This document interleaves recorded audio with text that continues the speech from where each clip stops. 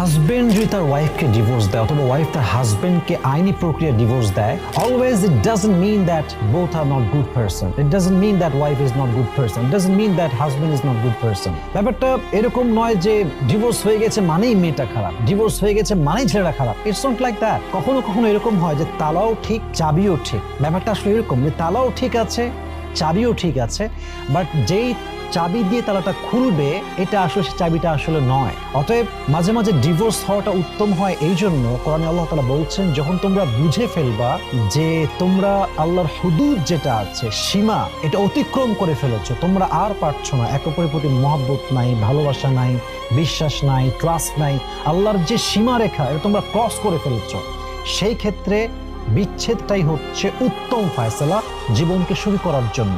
So the fact is, যদি divorce হয়ে যায় একতরফা যে মেয়ে খুবই খারাপ ছেলে খুবই খারাপ, ইটস নট লাইক দ্যাট। মাঝে মাঝে উভয় ব্যক্তি ভালো হতে পারে, বাট ডিসিশন নেওয়ার মাধ্যমে জীবনটা অনেক সময় সুন্দর হতে পারে ইনশাআল্লাহ। প্রথম সংসারটা সুন্দর না হলেও দ্বিতীয় সংসারটা সুন্দর হতে পারে। মাঝে মাঝে আমাদের লাইফের প্রথম চুজ করা অপশনটা রং হলেও সেকেন্ড টাইম চুজের অপশনটা কিন্তু অনেক সময় রাইটও হতে পারে। As a matter of fact, জীবনে যদি আপনি ভুল কাউকে বিয়ে করেন, ভুল কাউকে ভালোবাসেন, ভুল কারোর সাথে সংসার করেন, don't be upset for it, don't feel regret for it, don't complain about it. Just এটা বিশ্বাস করেন যে আল্লাহ তুমি আমাকে একটা পরীক্ষায় ফেলেছো, তুমি আমার একটা পরীক্ষা নিচ্ছ।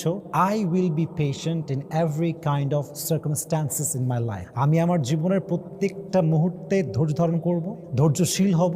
তোমার কাছে জাস্ট আমার একটাই চাওয়া যে আমার ধৈর্যের বিনিময়ে তুমি আমাকে আমার যে প্রাপ্য, আমার যে হক, আমার যে উত্তম নিয়ামত আমার দরকার আমার জীবনে, তুমি এটা ফিরাই দিও আমার জীবনে। এটা হলে আমি খুশি হয়ে যাবো ইনশাআল্লাহ। আপনার হাজবেন্ড যদি আপনাকে ঠকায়, চিটারি করে, বাটপারি করে এবং প্রতিনিয়ত সে করেই যাচ্ছে, মিথ্যা কথা বলতেছে, সে নারীবাজ, সে ধোঁকাবাজ, সে নেশা করে, তার মতো চরিত্রহীন আপনি আল্লাহর এই তলাটা আর কাউকে দেখেন নাই এবং আপনি ট্রাই করতে আছেন, আপনার জার্নি এই তো শুরু হয়েছে, তো হয়েছে, শেষ হচ্ছে না, যতই ট্রাই করেন তত খারাপ হয়ে যায়, যেন আপনার পিঠ দেয়ালে ঠেকে যাবে and you are damn sure যে সে মানুষটা আসলে ভালো হওয়া পসিবল না। আপনি ডিফারেন্ট চিন্তা করেন, এখানে সারাটা জীবন নষ্ট করতে যাবেন না। ইসলাম এই শিক্ষা দেয় না। আপনি আপনার give your best effort, try your best, after that যদি ফিল হয় যে আর পসিবল না, সম্ভবই না, আপনি ডিফারেন্ট থটস নিয়ে ভাবেন, আপনি ডিফারেন্ট কাইন্ড অফ স্টেপ নিয়ে ভাবেন, আপনি অন্য পুরুষের সঙ্গে বিয়ে কেমনে করা যায় যে ভালো হতে পারে,